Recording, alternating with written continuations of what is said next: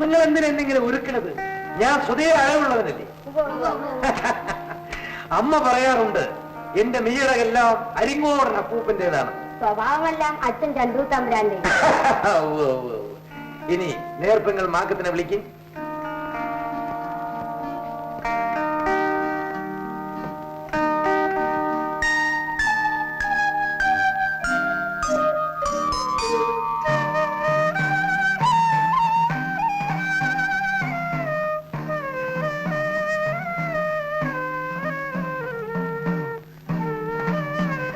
നേരാങ്ങളെ.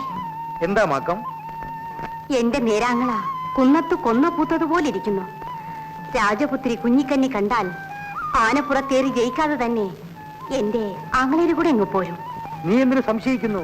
നിന്റെ നാത്തൂനെ കൂട്ടിക്കൊണ്ടുവരാൻ നീയും കൂടെ വരീൻ.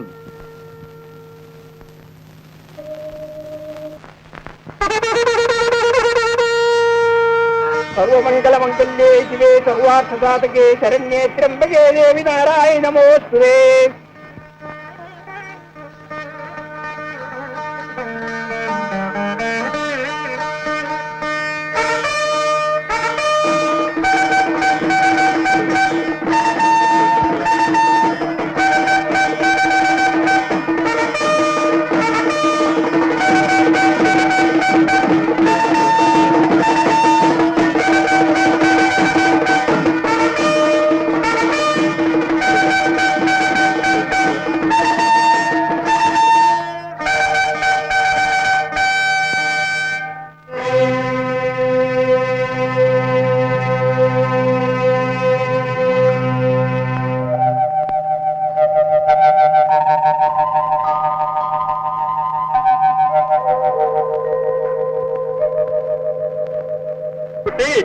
ആനപ്പോര് തുടങ്ങിയോ?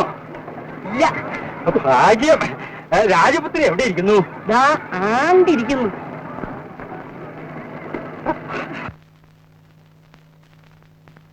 ഹായ് ഹായ്, അസലായിരിക്കണോ? ഈ ആനപ്പുറത്ത് ഏറാതെ കുട്ടിയെ ബന്ധം വെക്കാൻ എന്താ ഒരു വഴി? തിരുമേനി, രാജപുത്രി ചിരിക്കുന്നു. നമ്മെ നോക്കി ചിരിക്കുന്നോ? പിന്നെ തിരുമേനെ കണ്ടിട്ടല്ലേ ചിരിക്കുന്നത്? ഓ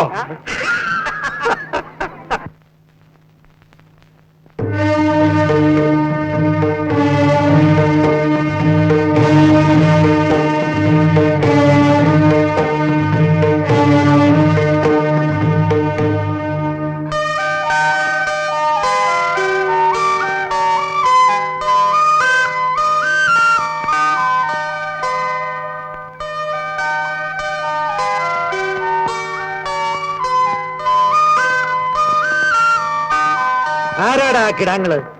പടച്ചോറുണ്ട് കൊഴുത്ത വല്ല അമ്പലക്കിടാങ്ങളും ആയിരിക്കും. എനിക്കും തോന്നി. എന്നെ അറിയില്ലേ? പഴയ ഉണിക്കോനോർ നായർ. ഓ, നമ്മുടെ ഉണിക്കോനോർ നായർ. വാഴുന്നോർ. കണപരുണി വാഴുന്നോർ.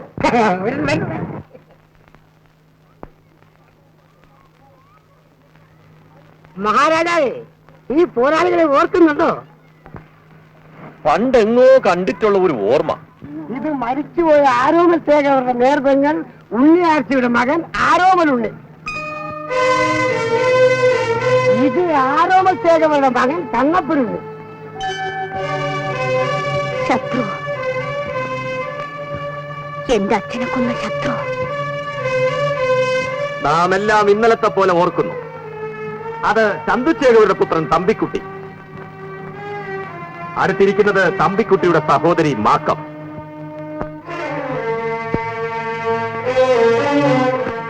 മഹാരാജാവേ, ആനപ്പോരിന് സമയമായി. നാട്ടാരെ, അംഗച്ഛേകവരെ, കോലോശ്വരി നാട്ടിൽ ജാതിയും മതവും നോക്കാതെ സ്വന്തം പുത്രിയെ മംഗല്യവേദിയിൽ ഇറക്കുന്ന ചരിത്രം നടാടെയാണ്.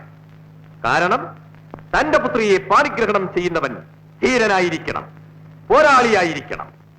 മത്സരത്തിനുള്ള ആനയെ അമ്പലനടയിലേക്ക് കൊണ്ടുവരൂ.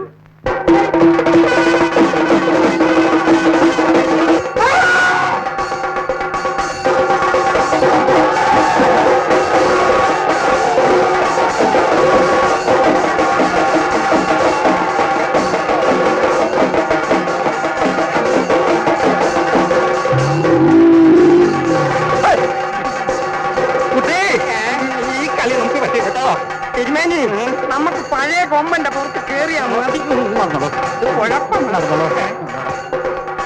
നോക്കൂ നമ്മുടെ കൊലക്കൊമ്പനാരെ, ഇവനെ നയിക്കുന്നത് 7 പാപ്പാന്മാരാണെന്ന് ഓർമ്മ വേണം. ഇവന്റെ പുറത്ത് തനിച്ചേറണം. ഈ തൃപ്പങ്കോട്ടപ്പന്റെ കോവിലിന് 3 പ്രദക്ഷിണം വയ്ക്കണം. ജയിക്കുന്നവൻ ആരായിരുന്നാലും ശരി, എന്റെ പ്രിയപുത്രി കുഞ്ഞിക്കന്നിയെയും ഈ പൊന്നമ്പല ദേശവും നാം ദാനം ചെയ്യുന്നതാണ്.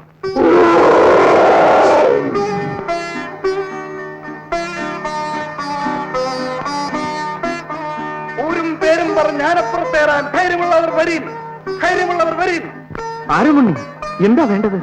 ഇവൻ ഉറുമിയും വാളും പോലെ കയ്യിൽ കിടന്ന് പിടയുന്നവനല്ല. ശരിയാ ആശാനെ, അവന്റെ ഒരു പരിചയം നോട്ടം കണ്ടില്ലേ? തോറ്റ് മാറാപ്പം കെട്ടി വീട്ടിലോട്ട് ചെന്നാണല്ലോ. ശവം പോലും മര്യാദയ്ക്ക് ഉണ്ണിയാർച്ചമ്മ ദഹിപ്പിക്കത്തില്ല. അറിയാൻ കൂട്ടരെ, ശവം പച്ചോളിയിൽ കെട്ടി ഇവിടം മുതൽ അവിടം വരെ വലിപ്പിക്കും. പക്ഷേങ്കിൽ രാജകുമാരിയെ കണ്ടിട്ട് കയ്യും പെരുത്ത് നിൽക്കാനും വേണം. ആരുണ്ണി, ഇവൻ 10 പാപ്പാന്മാരെ പപ്പളം പോലെ പിടിച്ചവനാ. ആനപ്പുറത്തേറി ജയിച്ച് രാജകുമാരിയുടെ കഴുത്തിൽ മാലയിടാൻ ധൈര്യമുള്ളവർ വരും.